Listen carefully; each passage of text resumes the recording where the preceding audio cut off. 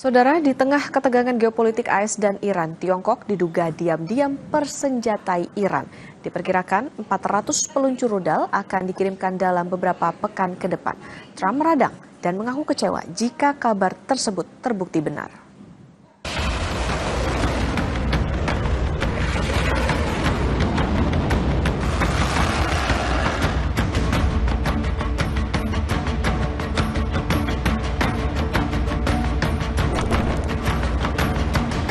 Iran dilaporkan akan menerima ratusan peluncur rudal pertahanan udara buatan Tiongkok.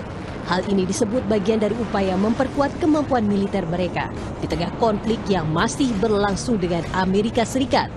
Dikutip dari New York Post, Iran diperkirakan menerima 300 hingga 400 peluncur rudal dari Tiongkok dalam beberapa pekan ke depan. Laporan ini muncul usai Trump menyebut Tiongkok dan Rusia tak akan menjual senjata ke Iran. Trump beradang dan sebut kecewa terhadap Tiongkok jika mereka menyediakan senjata untuk Iran. Well, that would be surprising. I mean, things like that happen, but that would be surprising. He told me very strongly he wouldn't partake, and he knows I'd be quite disappointed. Yeah, please. And he's coming here, I think, on September 24th. Tiongkok membantah keras laporan tersebut dan menyatakan tidak memiliki dasar fakta. Juru bicara Kementerian Luar Negeri Tiongkok Mao Ning menyebut Beijing telah berulang kali menjelaskan posisinya dan mendorong perdamaian. 这个问题我们已经多次阐明了立场，有关报道不符合事实，毫无根据。中方发挥的始终是促和止战的作用。 Teheran belum menanggapi mengenai laporan pengiriman 400 peluncur rudal dari Tiongkok. Sebelumnya, pemerintah Amerika Serikat telah memberlakukan sanksi terhadap individu maupun perusahaan Rusia dan Tiongkok yang diduga membantu Iran dalam memperoleh persenjataan. Kebijakan ini merupakan bagian dari strategi tekanan ekonomi Amerika Serikat untuk membatasi senjata Teheran.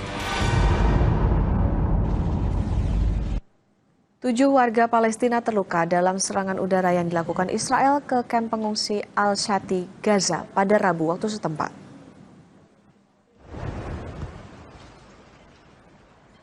Rekaman memperlihatkan momen ledakan akibat serangan di kamp pengungsi Al-Shati, Gaza. Warga berlarian di jalanan yang dipenuhi asap sesaat setelah ledakan. Ambulans bergegas menuju lokasi ledakan untuk membawa korban terluka akibat ledakan. Selain melukai warga, serangan udara yang diduga dilakukan Israel menghancurkan tempat tinggal warga yang mengungsi akibat pertempuran.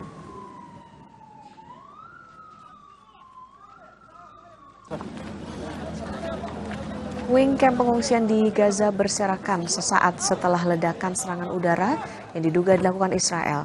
Akibat serangan, warga bilang 150 orang kehilangan tempat tinggal. Soal serang yang melukai 7 warga di Gaza, Israel belum berkomentar. Namun menurut laporan media, warga sebelumnya telah diperingatkan oleh Israel untuk meninggalkan kawasan tersebut sebelum terjadi serangan.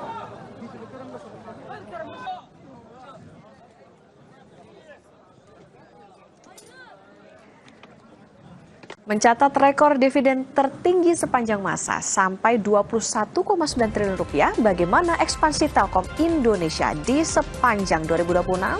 Setelah ini eksklusif di Kompas Bisnis bersama Direktur Utama Telkom Indonesia, Dian Siswari.